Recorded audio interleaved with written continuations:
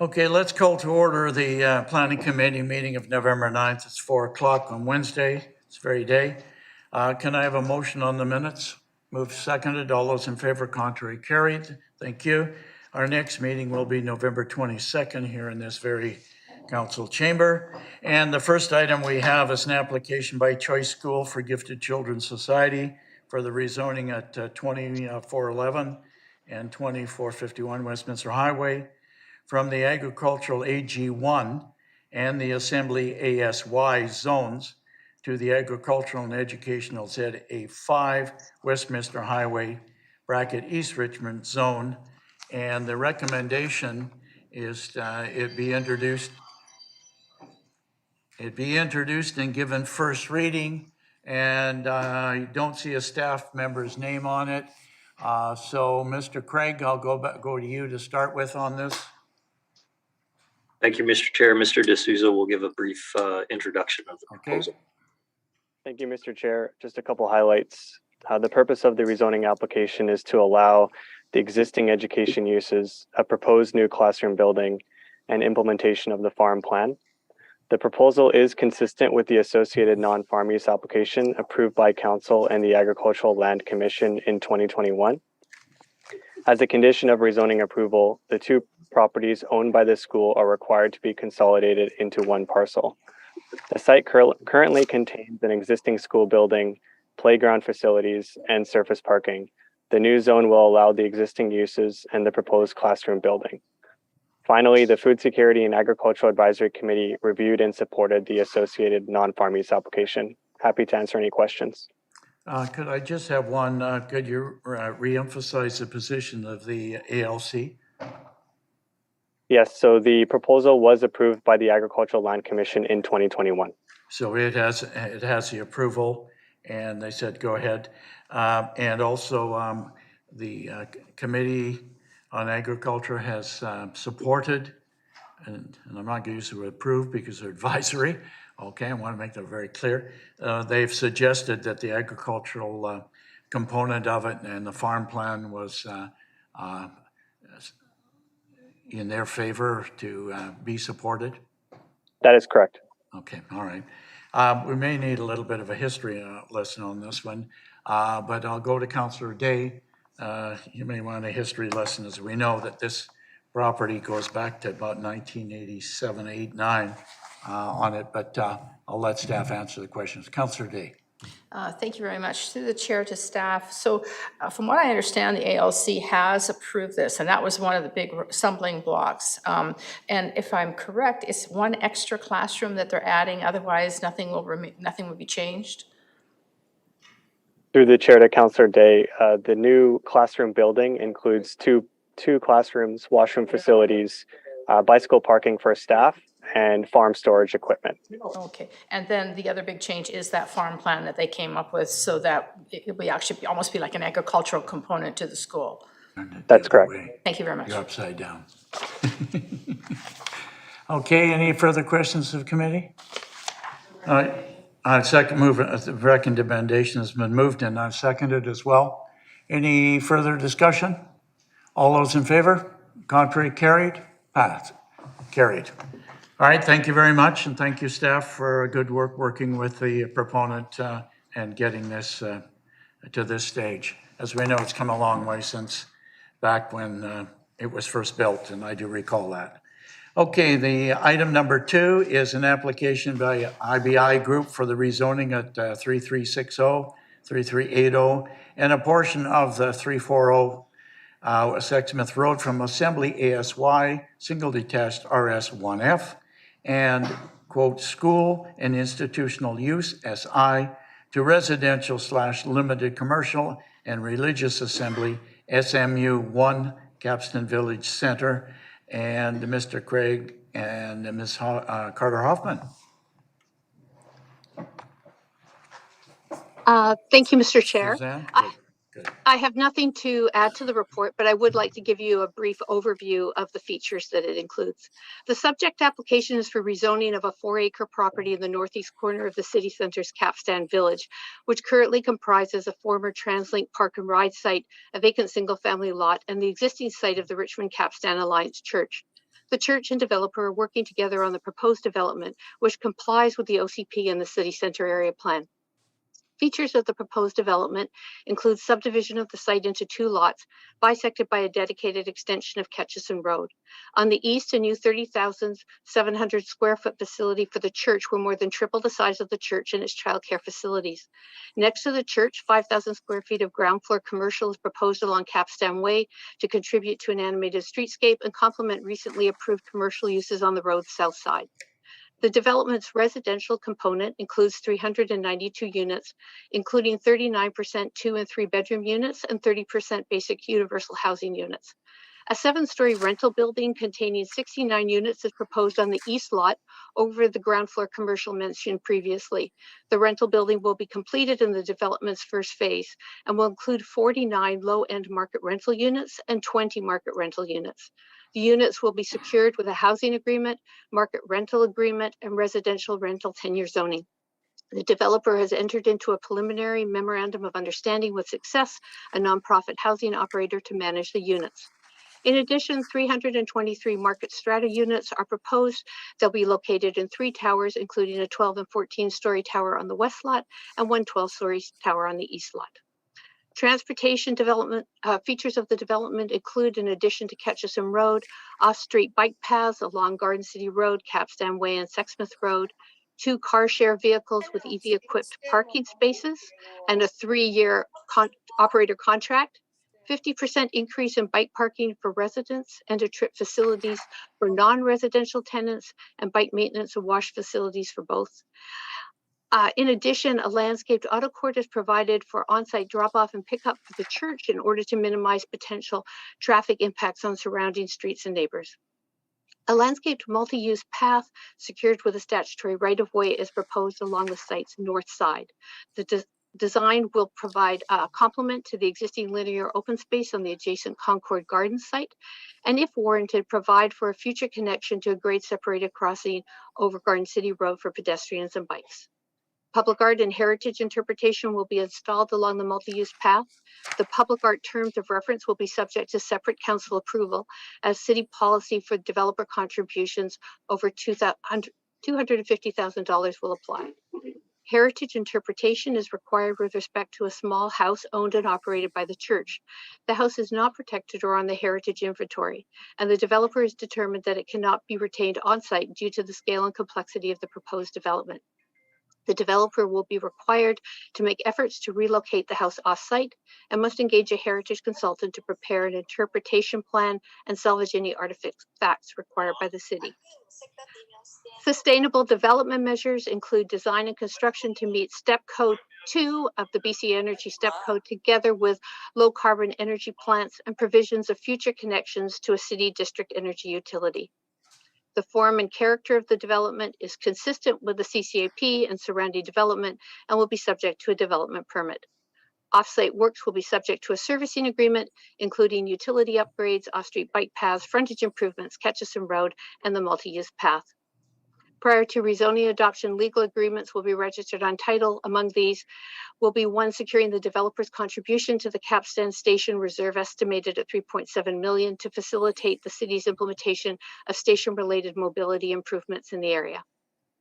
A CCAP minor amendment is proposed to reflect the location of the new church at the Capstan Way Garden City Road corner. Lastly, please note that the west part of the developer-owned Farmer TransLink Park and Ride site is not subject to this rezoning. A legal agreement will be registered to require its future consolidation with adjacent lots, and development of the consolidated site will be subject to city policies in effect at the time of a future application. If you have any questions, I'd be happy to answer. Okay, do we have questions of staff? Okay, Councilor Liu. Thank you, through the chair. Thank you for this. Couple questions to staff. Now, if I'm correct, it's Success that's going to be the affordable housing partner? Okay. And did they normally need or require any fully accessible homes? I know that they're going to be built to the universal standard, but as we know, many people are in wheelchairs, and do they have needs? Do they know if they have needs to have actually fully converted spaces? Through the chair to Councillor Liu, that is probably a question that we would need to direct towards success. The city's policy requirements are that they be basic universal housing as is achieved. Okay, thank you. And then it mentions that there's 71 church parking spaces. Now, is the church allowed to rent these out during the weekdays or times that they're not using them? Are they allowed to charge for parking and use them any way they see fit? Through the chair to Councillor Liu, the 71 parking spaces have been based on a parking study that was done with respect to the development proposal. And through the development permit proposal, we can look at that in more detail. There is commercial parking on the site that would be available to the public on an hourly basis. Okay, but could they decide what they need to do with it, and if they wanted to rent it out on an hourly basis as well, if they so chose? Because it was the former site of a park and ride, and I'm just thinking, if their congregation isn't using them on a Monday to Friday typically, as much as the daycare is going to use it, they'll only need a handful of spaces. Could they charge it out and make some extra revenue for the parish? Through the chair to Councillor Liu, in terms of pay for parking, that is at the discretion of the owner of the parking as to whether they charge for parking. The city zoning bylaw does allow for shared use of parking during non-peak periods. So while the 71 stalls are required to service the church and the daycare, if through a transportation study it is demonstrated that those stalls are not needed at a certain time of day, they can be allocated for other uses. Okay, thank you. And then the address is going to be on Sexsmith, is that correct? But the actual access is on McKetchin or in Ketchison? Through the chair, the three properties that form the site all have addresses on Sexsmith right now. When Ketchison is dedicated to the city, it will be the vehicle access for all of the properties. So in all likelihood, they would have Ketchison addresses, but the west lot, which would have two towers, would probably have a Sexsmith address plus a Ketchison address. Okay, would it make sense to have all Ketchison addresses? Like if I'm poor little Uber driver trying to get to pick up people, taxi drivers, like there's a lot of delivery and people needing access. And if they're all trying to stop in the bike lane or just stop on the side of the road, you know, that's because that's where the address is taking them to. Is that servicing the community in the best way, or can we make it where the access is, that's where the address is? Through the chair to Councillor Liu, that is in terms of address assignment, it is a detail that is worked through as part of a building permit submission. There's a number of factors that go into address assignment. First responder wayfinding is one of the primary considerations. Where the access or door to the buildings are located is another primary consideration. So at present, it would be difficult for us to give you a definitive answer as to what the addresses are, because these buildings need to go through some design development, and we do need to involve those other first responders, primarily Richmond Fire Rescue, in the assignment of addresses. Okay, or is there a possibility to require some sort of signage then that says, directs people to where to go? Because, you know, I just saw it first thing this morning. There's a car pulled over at a brand new development delivering something, and obviously the delivery place was somewhere different, but they're right in the bike lane, pulled off to the side of the road, and not safe, not creating a good situation, and it's a brand new development. So it's obviously something we've approved and we're good with, but the natural tendency for people is to go where the address is. And I think we want to make sure our community is safe and do things correctly. So, and I don't know the best way. I understand that police and fire need certain accesses, but certainly a police car is going to park where they access the building anyway, not just necessarily at the street address anyway. So, thank you. Okay. If I can jump in here with two quick questions. If I can. In terms of, it seems that this one was grandfathered, and when did they apply? When was the original application in here? We don't have that in the report. Because I noticed in terms of low-end market and market housing, it's only 10%. Through the chair, the original rezoning application was submitted in September of 2018.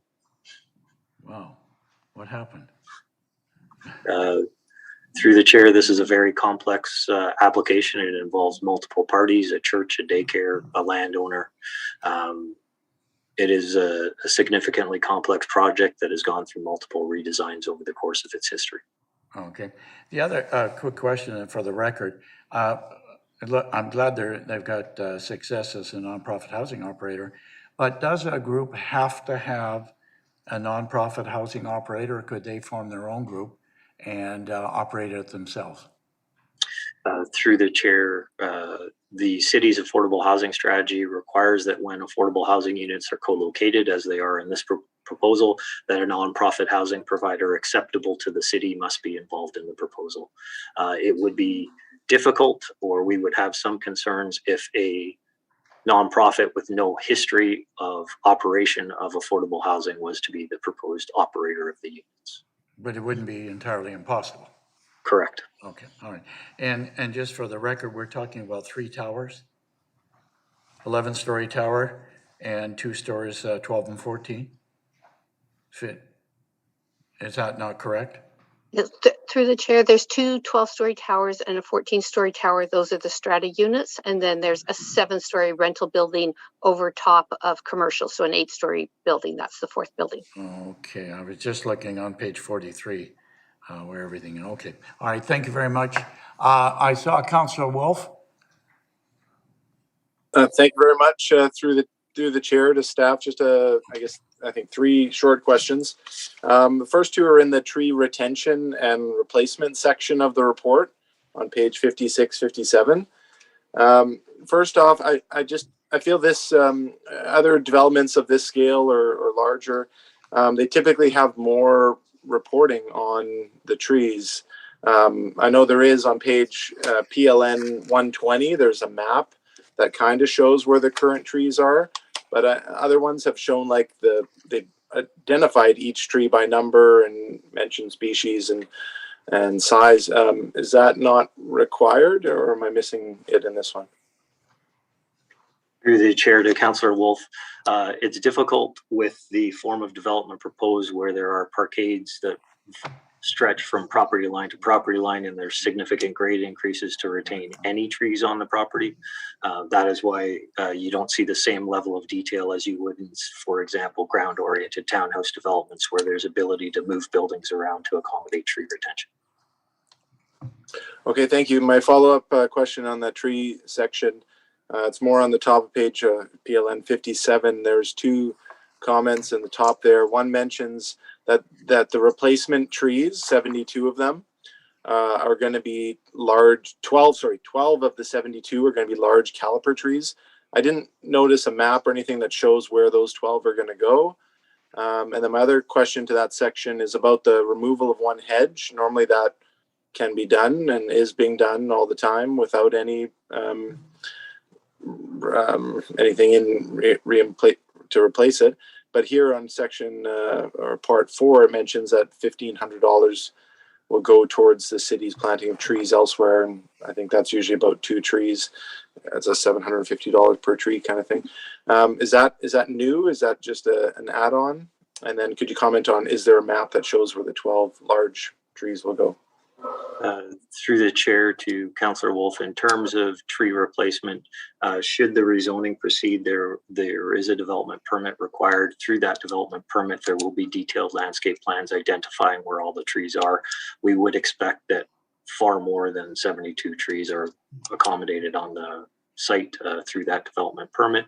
In terms of the cash contribution for the hedge, the hedge is located on city property. When the hedge is located on city property, the Parks Department identifies whether any compensation is required. Oh, okay, thank you very much for that. Yeah, I visited the site last night, so yeah, seeing a lot of the trees look very healthy to me, although they're reported as in being in declining health, but I think everything after birth is in declining health. So my other comment is, or question, sorry, last one, through the chair to staff, is on the top of page 56. It's under the sustainability heading. Just to clarify, this development is is going to be step 2 or better, and it is, and I'm a little bit unsure of its actual connection to the district energy. Could you just clarify? I know it's going to construct a low carbon energy plant, which I assume is natural gas. If you could clarify if it's some form of electricity instead. That's it. Thanks. Okay, thank you. Okay.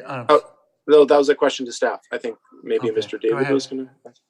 To the chair, to you, Councillor Wolf. While the considerations do contemplate a developer-provided on-site low-carbon energy plant to provide heating and cooling services, that plant would be utilizing some form of renewable, typically heat pumps, which use electricity as the primary source to offset, or rather to avoid using natural gas. And with that said, the considerations do contemplate flexibility that if the city center district energy utility system is in fact available to connect to the site in time, then the on-site plant would be used just for cooling services, while the off-site district energy utility would be providing the heating services. Okay, Great. Thank you. thank you. Okay. Laura, you're next. Thank you to the chair. Just a quick question, well, a couple questions actually. First of all, it's about the 8-story rental building. So it's 7-story in the, it's 8-story in the report, but you said 7-story, Suzanne, but that's because it's 7 stories above commercial. And is that right? Yeah. Through the chair, that's correct. Okay. So is this a concrete? Do you know? Yeah. Okay, because what we learned, what I've recently learned, that you guys probably already knew, but just that the above 6 stories can no longer be wood frame, and we have to move into concrete, which is far more expensive. So since it's already going to be concrete and expensive, I was just wondering if there was an opportunity to add more stories of rental. I understand it's already gone through a lot of redesigns, and there's a lot of things in here that are really good. But I was just wondering why. You could ask the developer wouldn't. that you're going to present. Through the Oh, they're gonna chair, in response to Councillor Galander's question, yes, 6 stories is the maximum for traditional stick frame construction. Once you're beyond that 6 stories, you have 2 options. One is mass timber, the other is concrete. It is our understanding that there is an intention to use concrete. Mm-hmm. And the developer is going to present, and then we can ask the developer questions as well. Is that right? Yes, you can when she comes forward. Okay, It will thank be you. coming forward. Hold your question. Okay? Thank you. Councillor Al? Basically, I have 2 questions. The first question is about the building. The old church building is a heritage building. And I want to ask the question, how likely is that you can find a place to relocate the house? Because I think based on what is being written right now on page PLN 44, it sounds like that eventually that building could be demolished with the artifacts being donated to the city. So what's the likelihood that we can actually find a place to relocate this heritage building? And, is there a time frame? If we cannot immediately find a place to relocate, can we storage it somewhere and give over a period of time that this can actually be relocated? Through the chair to Councillor Rao, in terms of the likelihood of relocation, I wouldn't be able to comment. What I would say is that the agreements that are in place are that the developer must put the site or the building up for potential relocation through the city's House Move website. There is a minimum amount of time where that must occur. In the event that no one is willing to take on the home, that is where heritage interpretation and salvage would occur. Now, you mentioned that there's a minimum time frame. Are we talking about 3 years, 4 years, 5 years? So how much time do we give to the developer to relocate? So through the chair, the house is located on what the developer and church have suggested would be a later stage of development. So at this moment, we do not know exactly how many years that might be, but they are working towards coming up with more details about the development. Posting it on the House Move website would be for at least 60 days. And then the city would also work with the developer to see if we could find any other options. Okay, good. Yeah, well, I'm asking this question because I want to save this building as much as possible, instead of seeing it being demolished and with only the artifacts being saved. My second question is about the tower in Lot A. Now, it's mentioned that there will be 69 units in this Lot A tower. Is this the maximum capacity we can build on that lot? Again, I ask this question because I want to know, actually, can we build more on this lot so that we can negotiate a greater number of rental units? I understand that, we are using the old rules to ask for the units. However, it's not uncommon in the past, even before we change the rules, that we might negotiate above the minimum. So my question is, can we build more on this site so that we can negotiate for more units, rental units, I mean? Through the chair to Councillor Rao, in terms of building higher, there is an ability to build higher and still comply with the aeronautical zoning that is subject to the site. In terms of building higher, any additional units would increase the parking demand on the site. That would be a consideration. In addition to that, and this is likely a question for the developer more so than myself, there is an economic reality that needs to be reflected in the ability to build more. Okay, good, thank you. Okay, we're good? Okay, any more questions of staff? Thank you very much. I gather this is, the first one is the developer, IBI. Catherine Coe, are you the developer? Okay, well, yes, okay. Oh, that was online. Okay, let's have the developer come forward.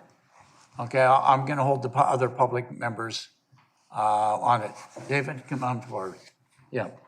Okay, so now the developers are here. If you have questions for the developers after the presentation, we'll have them. And then I got a couple of members of the public that are interested, okay?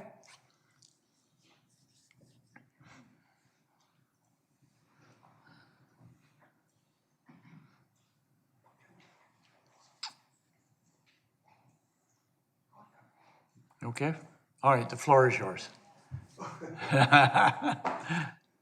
Okay, to answer some of the questions first, because we started our project, designed our project, in fact, in 2016, as you can see from the slide. Sorry, the chair, we can't hear I can't hear. Okay, we'll try, no, it's not you. Let's just check with our audio. Okay, we're good? Should speakerphone? Oh, here, oh. There we are. Okay. Okay, Laura. Actually, okay. The project, we started designing the project 2016. As you can see from the left upper corner there. That's our first design. When that density, we complied with the city density of, on the phase one side, 1.7. And with the little church right at the corner of Catchison and Capstan, a lot smaller. As we went forward, at that stage, we were just talking with the city staff without making application. And that's why an application starts 2018, as you noted before, right? So before then, the church was very much involved in our talking. And that's why we gave them a small space before, hoping that it would be enough for them because they had a smaller church now, right? And it needs money to build a church, obviously. So, but then after we negotiate talking with them, then the city promised to give them grant them some FSR, which is 30,000 square feet, so that now they can build a bigger church, and they locate the church into our phase one property. Now we have to provide the space, but not the FSR, right? So it's fine. If it works, right? But that comes to the second question. The phase one was a very low density before 1.7. So, and that makes it possible for the church to move in there without any objection from us. We just wanted to work for everybody. We just want to build it. So now they fit the church at the corner, which is a beautiful site for the church. Very That's it really showing because it's on the main street. Now, because putting a church in there, all of a sudden the lot become very density, high density, right? And not just the church itself. Now we have to make sure a lot of people come in and out. The parking is a problem. Where drop off and pick up with the, including the daycare center, it's all a problem. It took us a long time, right, to really work out something that would suit everybody, including the city, and work out with Suzanne. It's a long process. So you can see from left to right top and then the bottom, we have different design over the years until now. We're just talking in the washroom with the architect, and we said, right now we have the best ever. Even I said, we spent so many years, 6 years now, we finally have something really strong and good. The question now is, I heard somebody was saying, I just want to answer the question while I heard it, right? Can we increase more density in this lot? Well, Staff was right. It's not just raising the height, right? I mean, sure, if it's now 7-story, it can build 10-story, 14-story, if council allows, right? But where are we going to put the parking? The way is now with the church coming in and out, like Sunday or whatever day they come, and the daycare every day, in and out, it's not easy to make the traffic work well, right?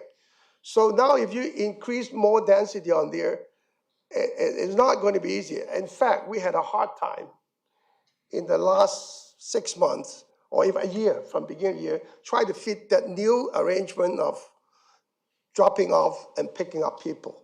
So that's safe for kids, safe for everybody. Okay, so now we put it takes a lot of area, just putting in the middle of the site there. So talk is easy, but it's in fact very difficult. Now, I mean, we all know today is the last day of getting the 10% in. I think some of you may think that we are pushing it for our benefit. You can say that, but I tell you,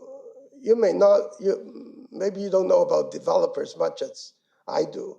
It's not easy to be a developer, and it's not always thinking big money, big dollars. It's not like that. This project, by putting church in, it costs us a lot of headaches and a lot of land to do a good project. And it also costs us a lot of money just to, well, another thing, we have to do this project, first of all, we have to do this affordable rental housing building first. And then we have to put a church in. And then in phase one, just a bit of the one building at the back to support this construction is not easy. You talk to the bank, I think I have a problem. But my approach is actually going to do phase 1 and 2 together so that I have enough support of the other phase 2 building to get the support of the banker to say, okay, we can do it now, because now there's a margin there to do this job. Because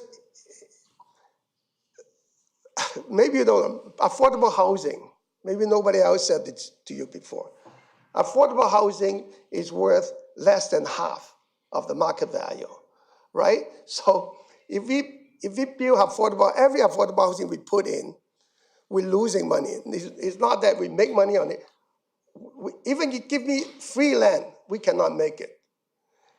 In fact, every unit we put in, we lose money. So if we have to do 15% here, I can say this project will be on hold for quite a while.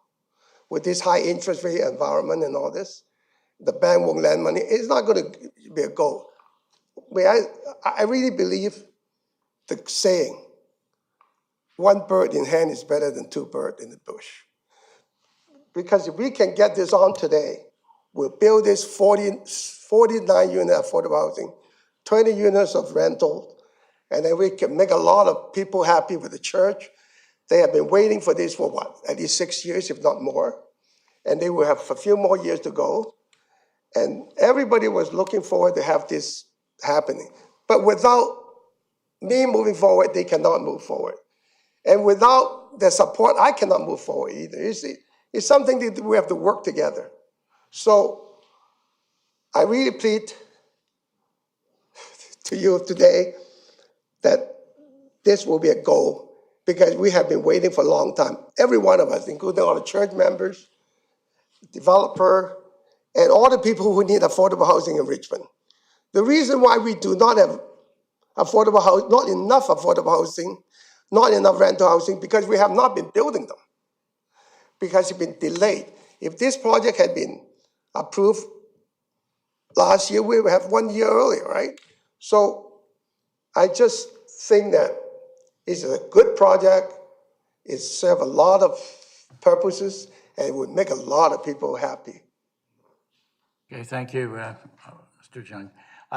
Laura, you had a question of the applicant? Not with us? Can we take it off screen share now so I can see people? Because all I see is the presentation. Okay. Staff do that?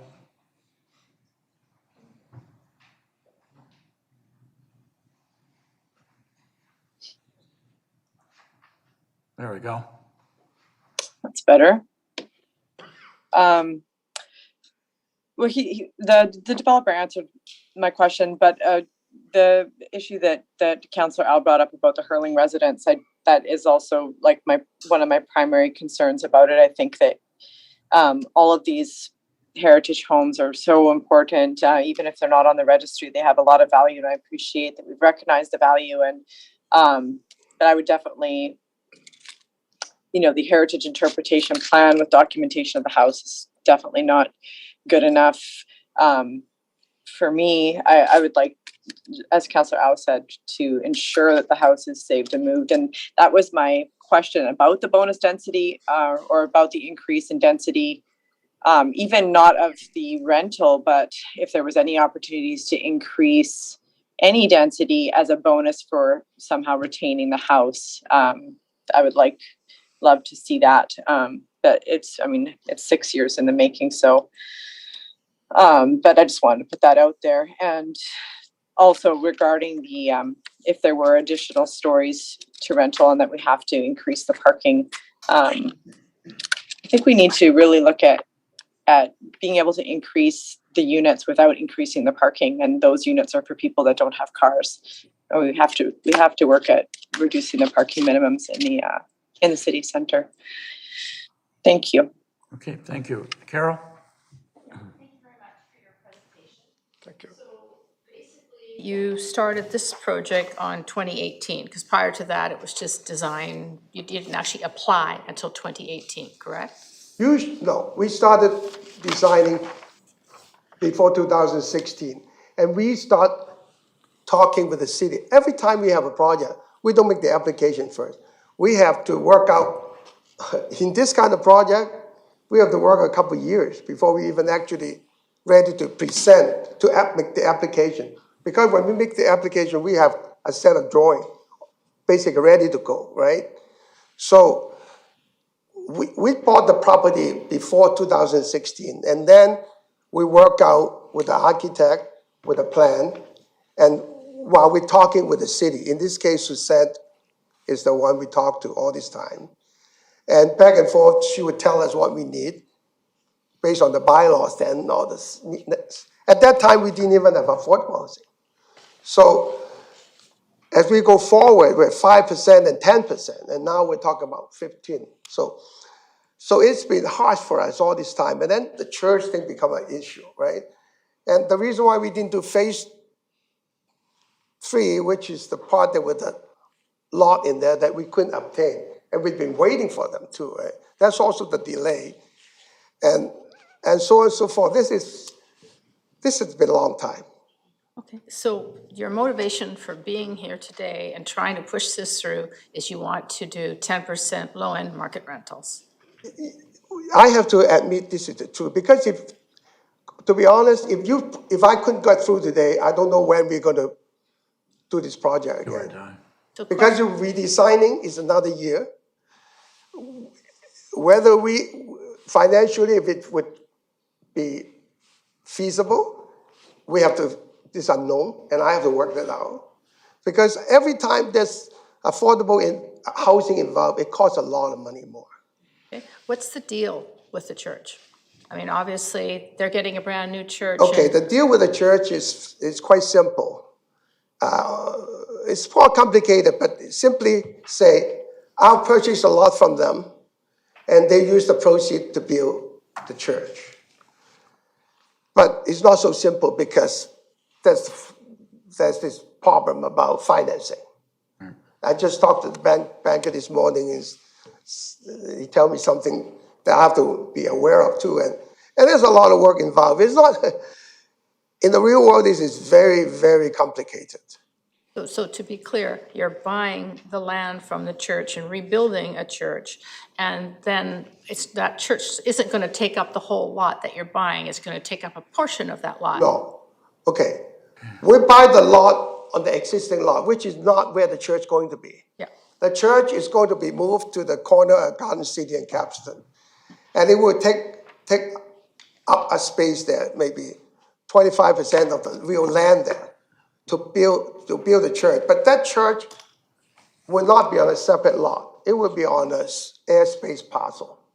And they'll own the airspace parcel with the lot there. Okay, so their footprint, like for the lot. Yeah, they have a big footprint there, yes. Maybe So- 25% of the area, something like that, right? Times the existing church will be the new church. Okay. Sorry, I can't hear And you. then they'll have their own parking space. So the proposed church is 3 times the area of the current church. Okay, so the footprint on the ground of the existing lot with the church and the parking lot is larger than what the future footprint will be, because it's an airspace, right? No, the existing lot is probably bigger than the footprint they're occupying. But the church, however, is 3 times the size. Because it's going vertical, Yeah, because higher. using that airspace. And they do not have a lot of land space. Okay, and so if we were to say, as Councillor Al pointed out, build it taller, go to 14 stories, have 2 levels of parking, could you put in the 15% lemur that is required after Tuesday? No. Not so simple.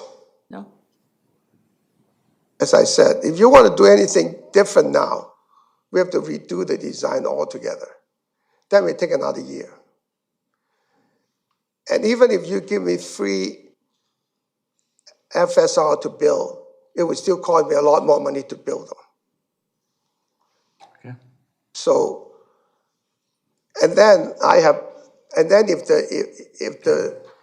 if the pro forma doesn't work out that fits the lender, then we may not be able to borrow money, or we may have to put in a lot more money. So it's a lot of uncertainty in there. It's not that I try to, I'm a straightforward person, and I'm not trying to try to say something that is not real. It is real. As I said, even if we say we can do it 2 years from now, instead, 2 years from now, we have this will pass with 15% affordable housing. We'll lose 2 years' time for the church people, for the people who can now move early into the affordable housing. And there's no guarantee we'll get it any sooner. But having it today, we'll get it. They'll move it a lot sooner. The church will have the people will have a bigger church, and we have a good daycare facility, everything better. All right. A lot earlier. Just one more question through the Go chair. ahead, and then I'm So going to from the currently, delegations. the low-end market rentals are 70% one-bedroom units. Could you change that to 70% family-friendly units that are 2 to 3 bedroom? That can be done, but it would be less number. The area would be the same. Yeah, Area would be the same, but you will have less unit. That can be done, yes. That could be done Okay. I think we're good. without delaying, without. Well, let's talk to staff about this and see what that would look like. Okay, David, thank you very much. We'll let you go now. Just to staff, this has to go through DP, does it not? After? If we approve it tonight, it goes through DP and the modifications can be made at that level too? Through the chair, should the rezoning proceed through council and a public hearing, yes, a development permit would be required. In terms of the potential change to unit mix as it relates to the affordable housing, that is a bit difficult to accommodate. The housing agreement is a condition of the rezoning. The housing agreement does specify that minimum 30% of the units must be 2 and 3 bedroom. If we were to increase the ratio of family friendly, we would require a change to the rezoning considerations. Any change to the rezoning considerations must be documented prior to the public hearing. Okay, but the application already includes 30% family oriented, correct? That is correct, 30% So of we already know. Okay, thank you very much. Okay, committee, I think we've heard the history. We've gone through it. There were no delegations. They've got off it. So I would suggest we put this in the floor, and I'm going to move we introduce it and give it first reading. Oh, I'm sorry. Yes, by all means. I didn't have you registered as a delegate, so, but come on in. Anybody else that wants to speak to this? Thank you. Okay, just Mr. Dunphy. Okay. Thank you. Sorry, Thanks, Chairman. Evan. I thought you were there just to support us. I should be in. Can I turn this? Can you still hear me if I have my computer in front of No the problem. microphone? Perfect. So just before I start, sorry, my name's Evan Dunphy. I live at 6655 Linus Lane. And you have 5 minutes. 5 minutes, perfect. So just before I get into my main points, I just do want to point out on PLN 64, you can see Lot A, which will be on the east side of Ketchison. In the CCAP for Capstan, it is specified as 25-meter height. So just consider if you were to add density, you'd have to do a OCP amendment. But that's beside the points I wanted to make. So the first thing is a little bit of a question. So looking at the MUP, the multi-use pathway on the north side of the site, it rises up on a grade towards Garden City, where it's not at grade with Garden City.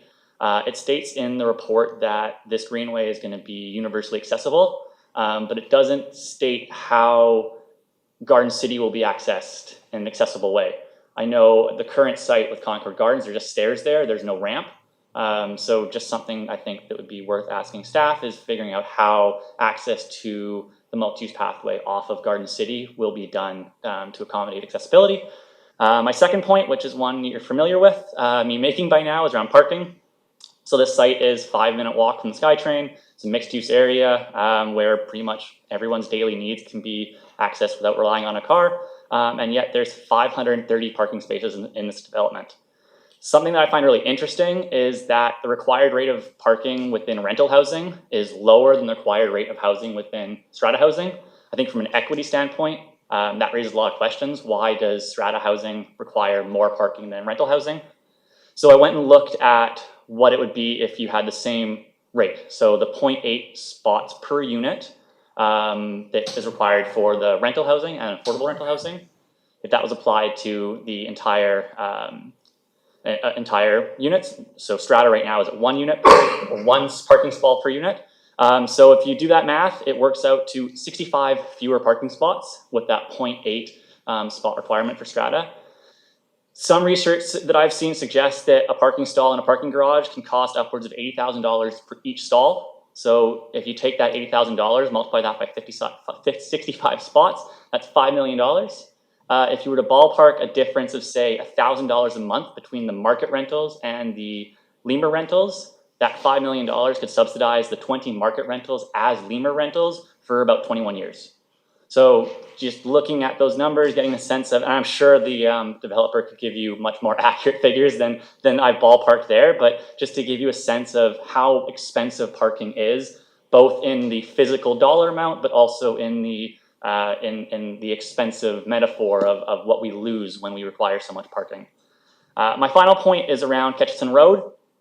Again, we are building a downtown from scratch, basically. We have this amazing privilege in Richmond to be building a downtown in the 21st century.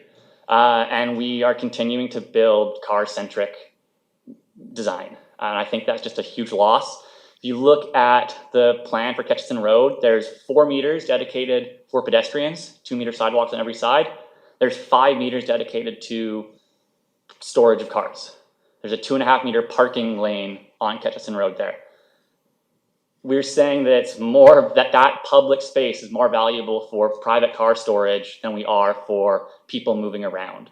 And I think that's just a huge miss. Remember that our OCP and our SEEP objectives include 18% of all trips to be done by walking by 2030, walking or rolling, sorry, by 2030, and 51% of all trips by 2041. So I'd implore you to ask staff to come up with a road design that better prioritizes pedestrians while still allowing cars to share that space. So you can look at Barcelona and their super blocks as a perfect example.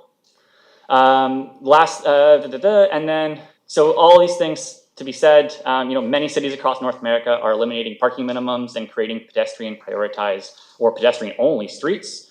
We have an amazing opportunity to rebuild our entire downtown, as I said, to build a world-class people-first city. And I would love to see this new council really take that objective on board and roll with it. So everything I've talked about today can be dealt with at the servicing agreement or DP stage, so it doesn't require you to refer this back. So I am here speaking in favor of the project, but with those caveats in mind. So thank you very much. Your comments will duly recorded. Any questions of the delegation? Seeing none, thank you very much. Is there anybody else for the last time? All right, moved and seconded. Okay, it's on the floor. Carol, I saw your hand. Okay, all right. I think given what we've heard and the fact that it's been 6 years in the making, we have to go along with this one. And we know that it will be a first-class development. I think the developer has a record in the city, and I think it'll be something we'll be happy for all the time. And obviously, the comments will be taken into consideration. So, anyhow, Carol, comments on it? Yeah, it's on the floor. To the motion or against the motion, please. I have a question of staff regarding the policy. So it says on page PLN 51, just under B paragraph, to ensure rezoning applications proceeding in accordance with the Lemur policy in place prior to November 15, 2021, move forward to adoption in a timely manner. The proposed rezoning is to be adopted no later than November 15th, 2023. That is really soon. And I'm curious how we can possibly get it done, given that the public hearing isn't until November 21st. Through the chair to Councillor Day, there is no question that a year to bring a project of this scale to adoption is a onerous endeavor. However, the reason for the double dates in terms of the grandfathering provisions is to ensure that should council move forward with the development tonight, that they are not dealing with a development permit for the construction of this development in 5 years from now. So by placing the backstop date on adoption, you are holding the developer's feet to the fire to proceed with the project. In the event that the project does not proceed in that timeline, a secondary report will be presented to council outlining the facts as to why or why not that project achieved that date and outlining a recommendation associated with it. Okay, so if I don't understand the November 15th, 2021 date. Well, I guess what my problem is that, is it possible that the developer could secure this 10% Lemur zoning and then turn around down the road and sell the property and have another developer come in with the old rules in place prior to November 15th, 2023? Through the chair to Councillor Day, there's nothing that would require this developer to complete the project. He would have the ability to sell the project. In terms of issuance of a development permit, which would be associated with this, development permits are only valid for 2 years. If construction does not begin within those 2 years, that development permit expires and a new development permit would be required. So in a way, getting this through with a 10% lemur is kind of like winning the lottery, because now the obligation to build affordable housing is etched in stone until November 15th, 2023. Okay, my next question is, I am really not happy that 70% of the lemur units are one bedroom. We know that families desperately need units to move into. Is it possible at this stage of the game, prior to the deadline, to getting that be far more 2 and 3 bedroom units? Through the chair to Councillor Day, that is a conversation that the staff could have with the developer. As indicated, in order to make a change to the housing agreement requirements, those changes would need to be made before the public hearing. So should it proceed tonight, we would have the ability to have those discussions, come back with a memo prior to the public hearing. Okay, so it's possible. So we don't have to refer it back to do that? No. Through the chair to Councillor Day, no, it's not a use or density issue, it's a rezoning requirement. Okay, thank you. Councillor Hobbs, and then call the question. Well, I'll be supporting the application as it stands before us, and just want to make a couple quick comments about it. I actually really appreciated the candor of the applicant in addressing council. That was appreciated. One of the things that is problematic for people is we had a policy change going from 10% lemur, for instance, to 15%, and this is coming in within the time frame that council set out itself in terms of meeting the 10%. And so I'll be supporting that because it does comply with our own policies, and I think that it's important for us to be consistent and fair when we give people signals and set policy for everyone, including developers and builders. So the other thing I just want to mention, when it comes to more density and simply adding on to a building and building a few more stories on top, I agree it's not as simple as it sounds. There are all kinds of issues, including parking, including density. And I, for one, actually, I do favor more density in terms of how we develop, especially in the city center, but not density at all costs or density at any cost. I think that we have to make sure that we build communities that are livable and enjoyable for people to be in. And that doesn't necessarily mean maxing out every possible floor and every possible room that you can fit into a building or cram in. So I like the balance, and I think that this development achieves that balance. So there's many positive attributes to the development, and I'll be supporting it, and thank you very much, Mr. Chair. Okay, with that, I'm going to call the question. All those in favor? Opposed, if any? It's carried. We'll go to council Monday night. Thank you. Thank you very much. Okay. The next item is an application by Landa Oval Development Corporation for rezoning at 6851 and 6871 Elmbridge Way from Industrial Business Park IB1 to a higher density mix use, and that's ZMU 52 Oval Village City Center. And the recommendation that be introduced and given first reading. And we have Mr. Craig and Mr. Ing. Thank you for exiting quietly. Thank you. We're still in meeting. Mr. Ing, you're on the floor. Thank you, and good afternoon, members of committee. The project before you is located in the City Center Area Plan, Oval Village, and proposes to rezone 2 properties totaling 3.44 acres in area from industrial business park zoning to a high density mixed use zone. A summary of key features of the proposed redevelopment includes a residential component of the project consisting of a total of 356 residential units contained within the podium and 2 15-story towers located along the west portion of the site. 321 of these units will be market residential units. 35 affordable housing low-end market rental units is also being provided for in this development, and will be secured through a housing agreement and zoning provisions for this project. The commercial component of the project includes at-grade street fronting commercial retail space along the development's 3 road frontages of River Road to the north, Elmbridge Way to the south, and a new road along the west of the subject site. Also, a 15-story hotel tower with a total of 189 hotel rooms and suites and supporting commercial areas are generally situated along the northeast portion of the subject site. New road infrastructure and frontage upgrades will also be undertaken as part of this development project to achieve the dedication, design, and construction of a full new road along the west portion of the site that will provide for a new connection between Elmbridge Way and River Road. There will be widening of the existing public city lane along the east edge of the subject development site to achieve a lane standard consistent with lanes servicing high-density mixed-use developments in the city center.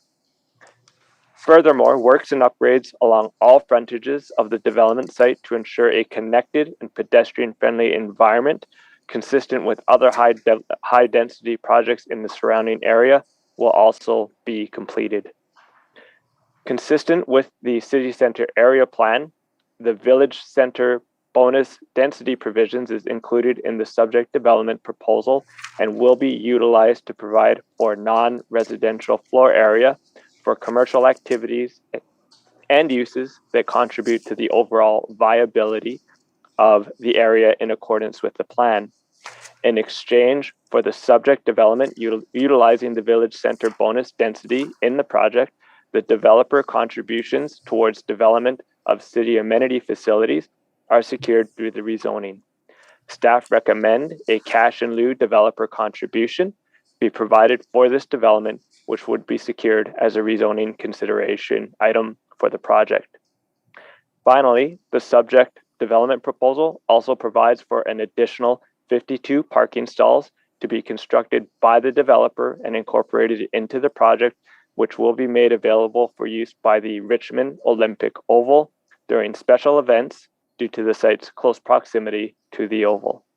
Thank you very much and happy to answer any questions of committee. All right, Carol. Perfect. Thank you so much for that. I noticed that of the 356 strata apartments, there's only going to be 35 lemur, again, the 10%. Is it, if we were to send it back, do you think there's enough room in the development to get the 15% out of this project?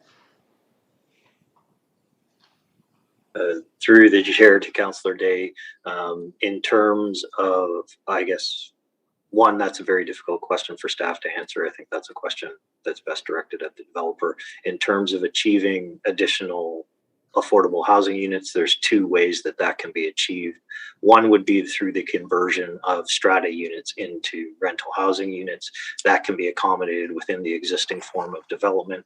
The other option would be to increase the density of the project to provide for that additional 5% as low-end market rental. There would be some challenges around accommodating that. Effectively, I think it would be possible, but you'd be looking at higher street walls along all 3 frontages in all likelihood. Okay. How many businesses will be displaced by this development? Kevin? Through the chair, there are some existing industrial and commercial operations located in the industrial business park. The developer is working and has been in contact with each of those businesses to provide them notice as well as real estate services to help them relocate subject to the outcome of the development application process. In terms of the exact number of businesses that would be impacted, that may be a question for the developer to answer. Okay, I'll ask that question. And my last question is, we're not getting any community space. We're getting $6 million instead. My concern is that this location is so close to the hospital and where we have modular units, seems like the perfect place for community space. is there any way we can squeeze that community space into this development as opposed to taking the $6 million? Through the chair to Councillor Day, the option is that it would be possible to secure up to 7,500 square feet approximately of city amenity space in the development.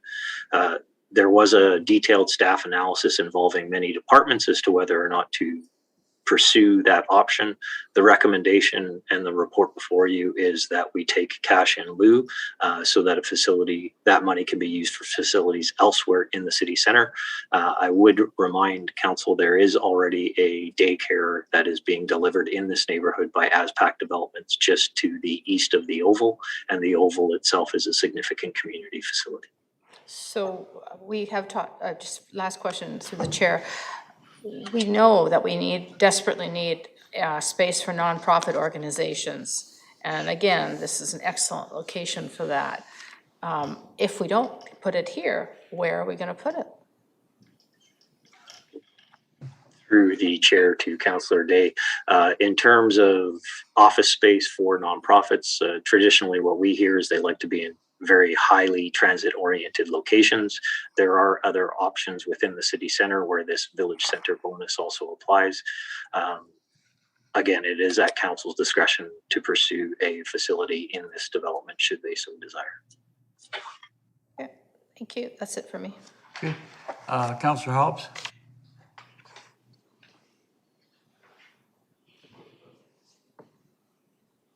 Not lit up? I have control here. Who has control of the mic? There, it's on. Thank you, and through the chair, well, thank you for the report, staff. And just to clarify one of the last points that was brought up, the issue of the $6 million contribution versus amenity space, that is based on staff's thorough analysis of this development and where amenity space is required in the city, correct? Through the chair, yes. Okay. My other question was just about the hotel. I found that kind of intriguing because Richmond does have a significant number of hotels in comparison to most other municipalities other than perhaps Vancouver. So, but this is a little bit more off the beaten track, although only by a couple blocks. But just the analysis for the demand for the hotel, that proved to be something that's viable, obviously, since it's something that the developer is wishing to build, because it seems like a very unique location for a hotel right next to the Oval with the number of events that could happen at the Oval. And could you just comment on that? Through the chair to Councillor Hobbs, I believe that question is best directed at the applicant. The city did not get into a business case analysis of the hotel and the economics of it. Okay. Fair enough. When it comes to the housing provider and the disbursement of the units in this complex, I think it's Zahara, if I'm pronouncing that properly, as the society. Is that somebody, because I noticed the number of units that they have, I think was relatively low, but is that somebody who has experience managing dispersed units? Because in my mind, there's pros and cons to both. Having them concentrated is probably easier from a management ownership point of view, but having them dispersed has, you know, kind of socio-economic kind of advantages in terms of mixing everybody in together and being one mixed up community, which is always nice. So the question is, does that society have a proven track record with managing dispersed housing? Through the chair, in response to Councillor Hobbs' question, yes, the Azahara Housing Society does have experience with other affordable housing projects in the city. This particular arrangement is a blend of both having units arranged in a dispersed manner amongst the podium, but organized in a manner that ensures operational efficiencies desired by Azahara. So, and that was based on specific discussions that the developer had with the housing society in coming to that agreement. Yeah, good. As I said, just to wrap up, I like that model. It would be interesting at some point to see some kind of analysis as to if one model is more effective than the other, but it probably depends very much on the particulars of any given development. So anyway, thank you. Okay, Councillor Glanders. Oh, Thank you, through the chair. I've noticed, I'm new to this, so I've just noticed that this development and the last development both propose a higher percentage of bike parking than is required by bylaw. And I'm just wondering, are they just doing that out of the goodness of their heart, or is there something they get in exchange for that? Through the chair, in response to Councillor Galander's question, the additional bike parking is part of the transportation demand management measure packages that are being provided for in this development. So it's being secured as a rezoning consideration item in response to providing TDM measures for the project. Are we through the chair, just to Councillor Glanders, the provision of transportation demand management measures factors into parking reductions considered by the Director of Transportation. So there is a slight parking reduction in exchange for measures such as additional bike parking. Oh, they can reduce the amount of parking they provide if they increase the bike. Oh, that's good. Okay. So I noticed the last one was 50% higher, and this one's 25% higher. And there's still more car parking spots than bikes. And I just want to point out that a family of four, let's say we've got a family of four with two parents and two kids, they would all want to have bikes. They can just go riding on the dike right there. They could try to do all their local transportation by bike. So a family of four could need 4 bikes, and whereas a family of 4 could commonly just share one vehicle. So I just still think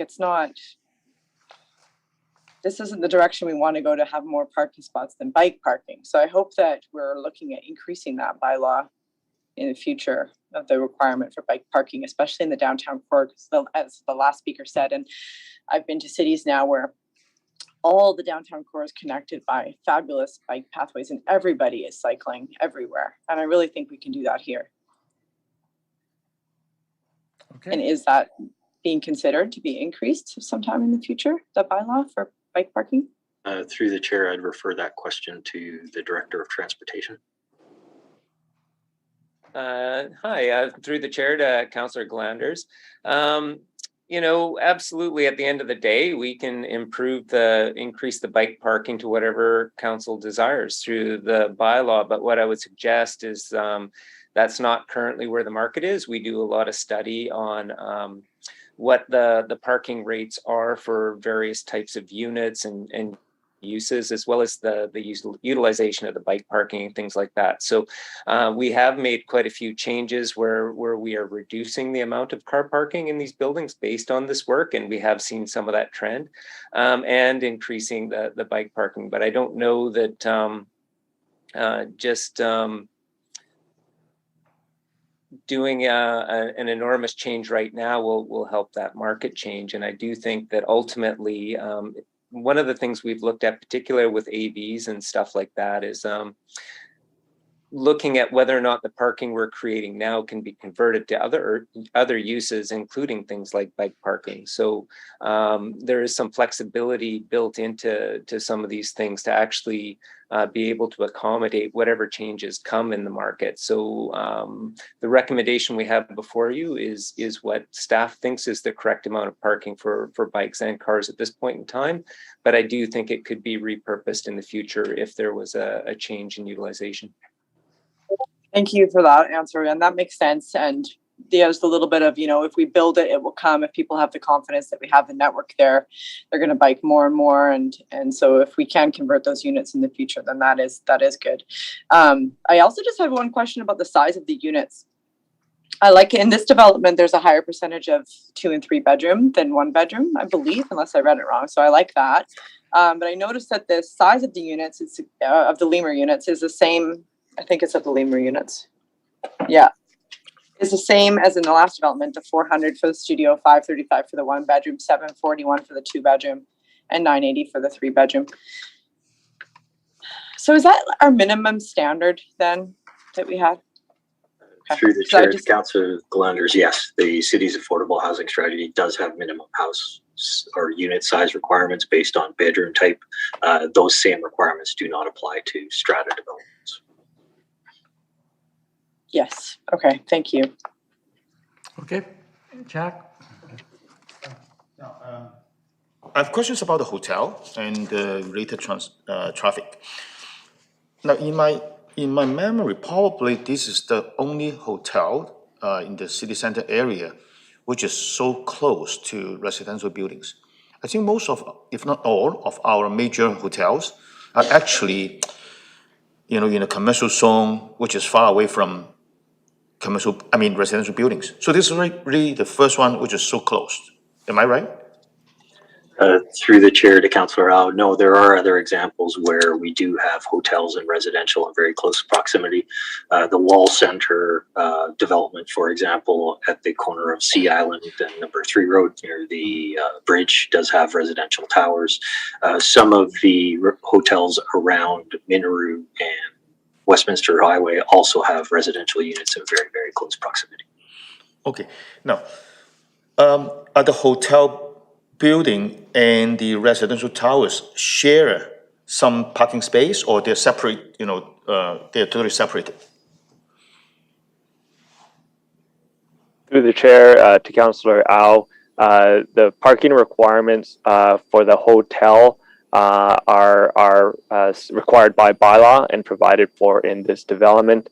In terms of sharing provisions, those would apply to only the shared spaces between the residential visitor parking in cases, and there would be a legal agreement secured for that. But this development does provide the necessary off-street parking for the hotel use.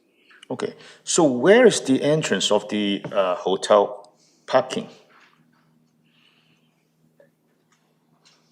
Through the chair, in response to questions about access, this development provides for two options to access the parkade structure. They would be through either the existing lane, which is to be widened and upgraded as part of this development, which is situated along the east portion of the site.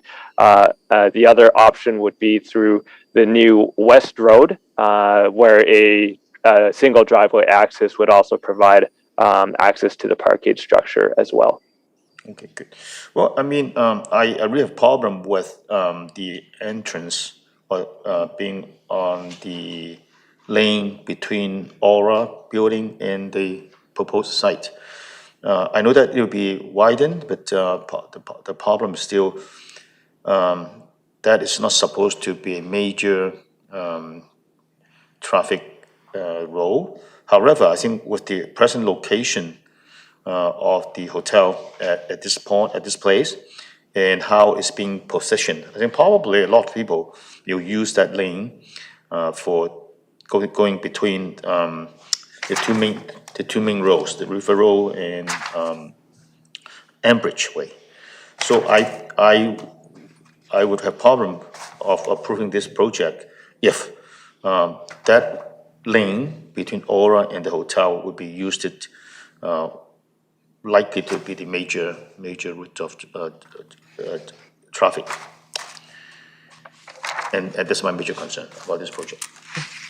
All right, Michael? Great, thank you. Through the chair, just a couple of questions to staff at this point. The first one is a bit of a comparison from the last project to this project in the report sections under sustainability, which includes, sorry, I just lost it. Oh, here it is. Which includes district energy utility, energy step code, and electric vehicle measures. So when I compare the two projects, I see both are kind of similar with the district energy. They're both within and they might connect.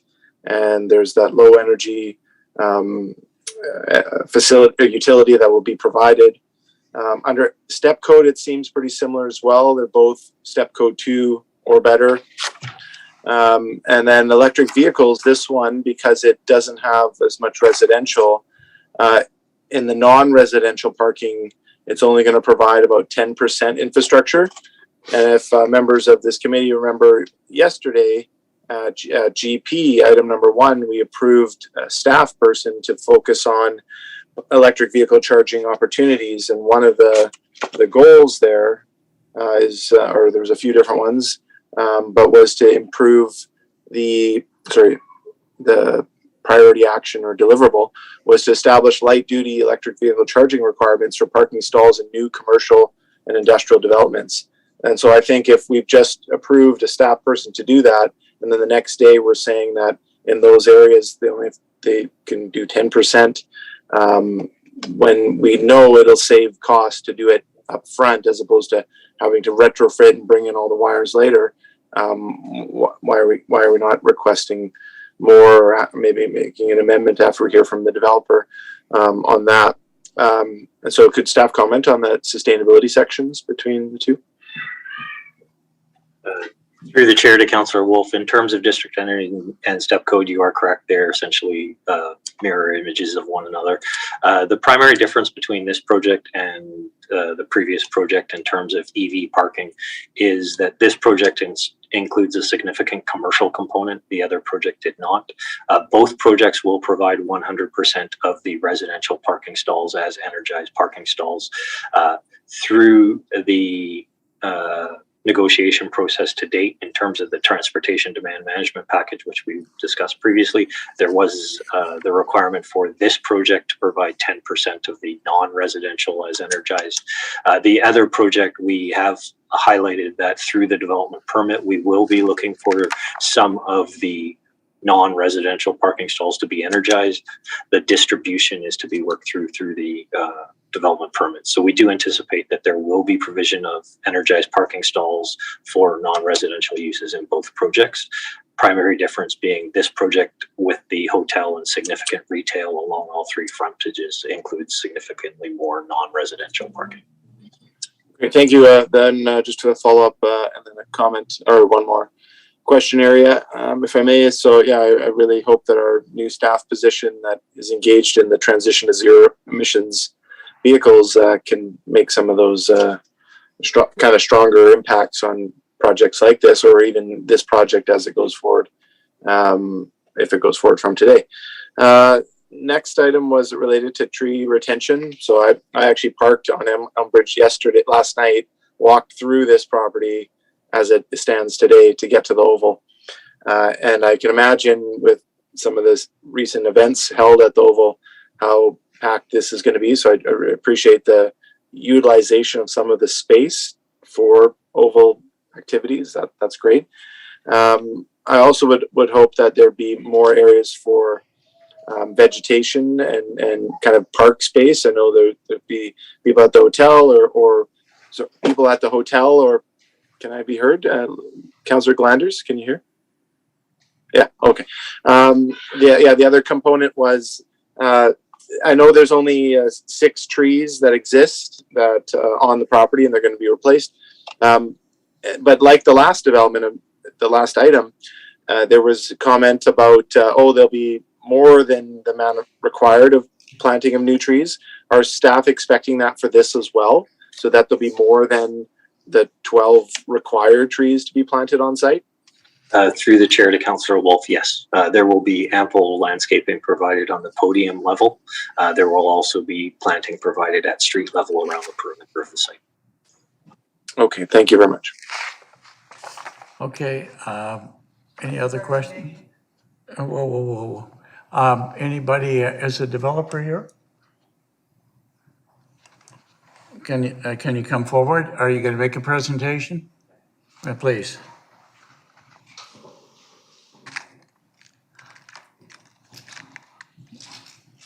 Go ahead.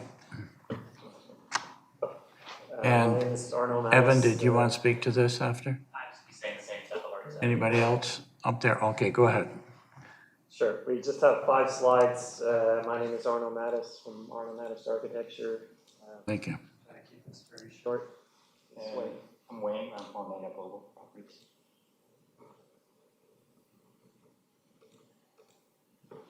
Right.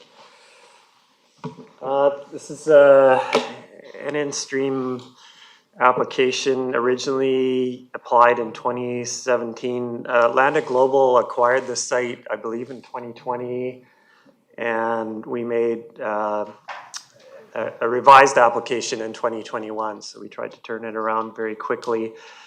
A number of the benefits have already been mentioned.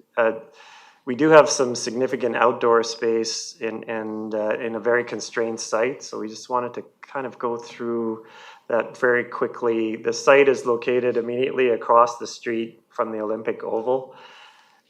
That's significant to the development team and to us. We really felt that the importance of the civic space required a very robust kind of urban realm and public space response, which meant to us trying to preserve and open up as much space for public use around the perimeter of the site as possible.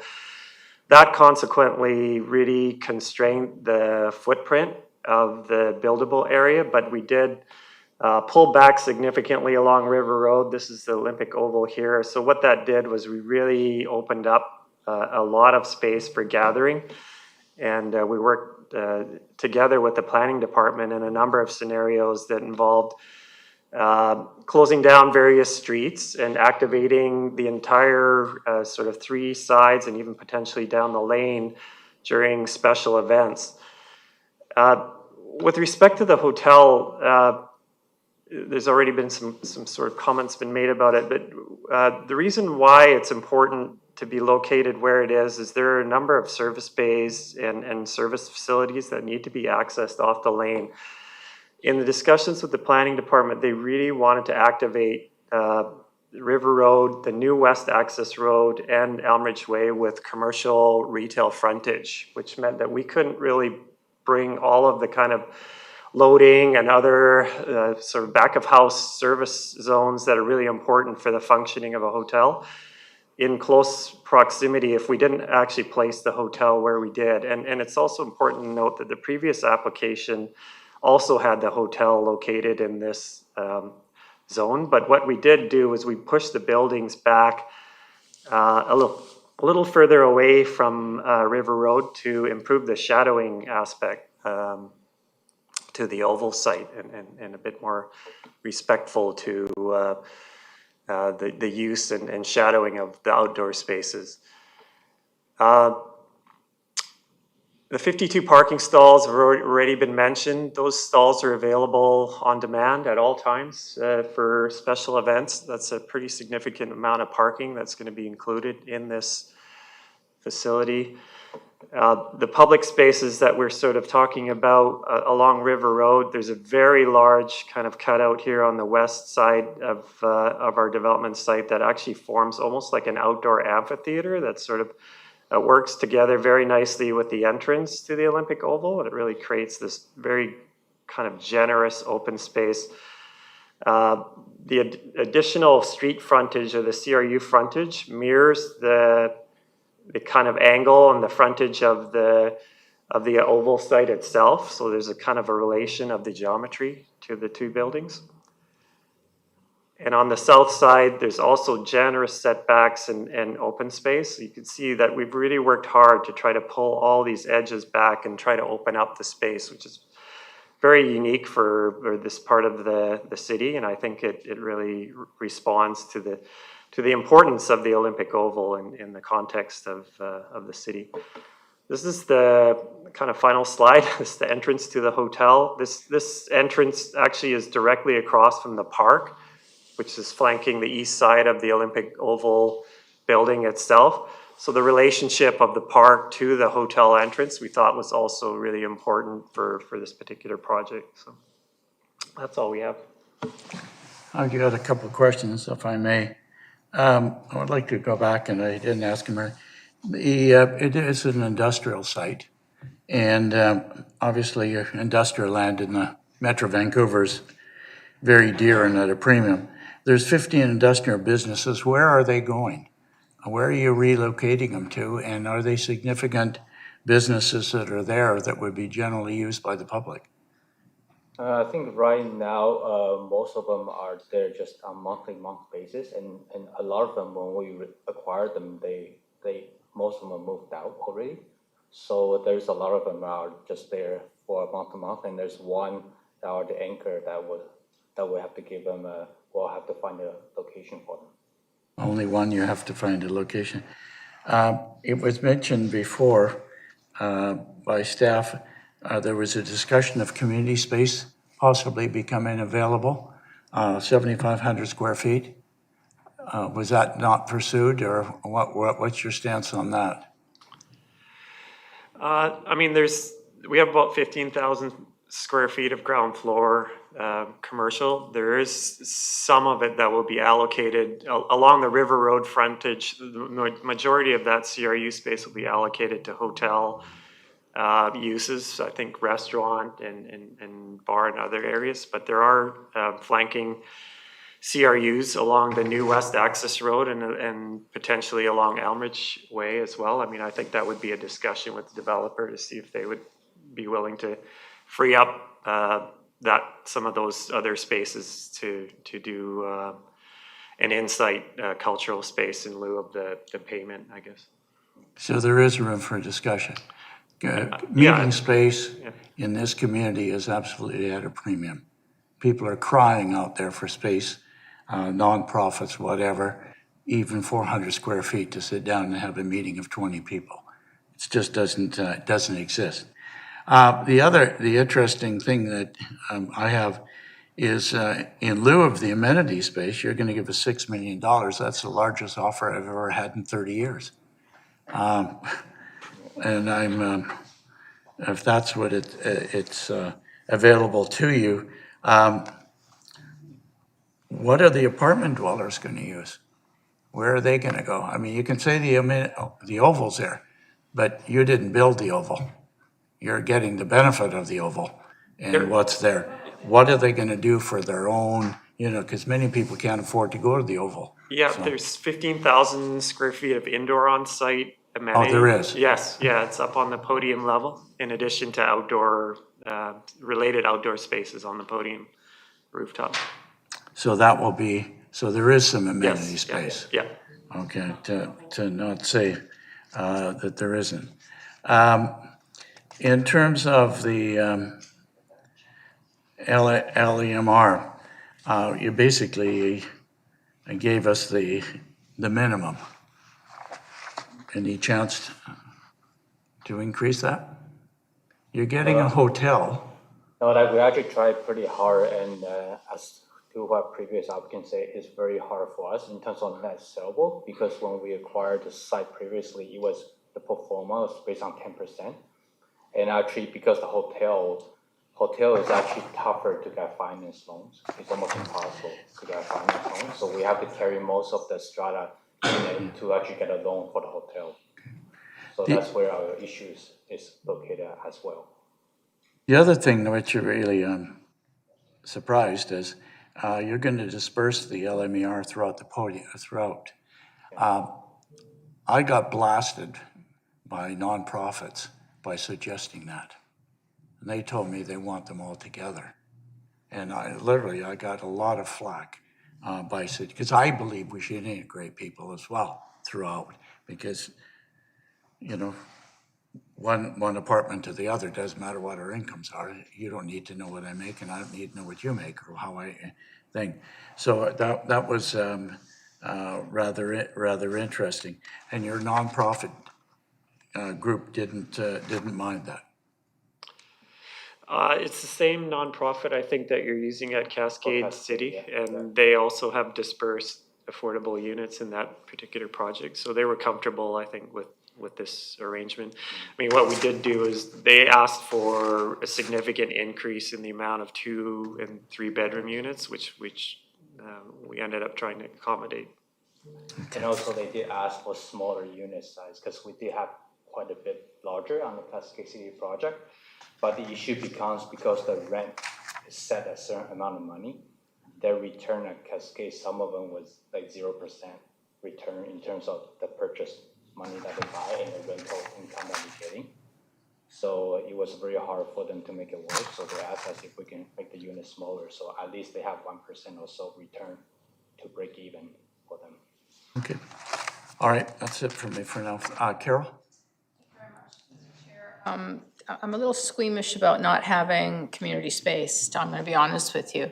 The $6 million is lovely, but what you can't buy is more land. What you can't buy is more space for especially nonprofits. And we know that over the next number of years, a lot of our nonprofits are going to be displaced by other developments. I applaud you for doing more 2 and 3 bedroom units in the Lemur. I think that is absolutely the wave of the future because that's where people are going to be living. So I am prepared to vote for this today, but can you come back, when you come back to all of council, not just planning committee, with options of what we could do? And we may say, yeah, let's stick with the 6 million, or we may, after talking to the nonprofits and talking to staff, go, yeah, maybe that's a better option for us. So just sort of a little bit of heads up there. Thank you. Okay, Jack? Well, my question to staff about the traffic between Amherst Way and River Road. So what measures are you going to take to prevent this back lane between the 2 major roads to become a heavily used lane between these 2 main roads? We have, I think, somebody from Bunt online or here that can answer very specific questions about traffic, but in general, we've complied with requests from engineering to do some pretty significant street widening on the lane.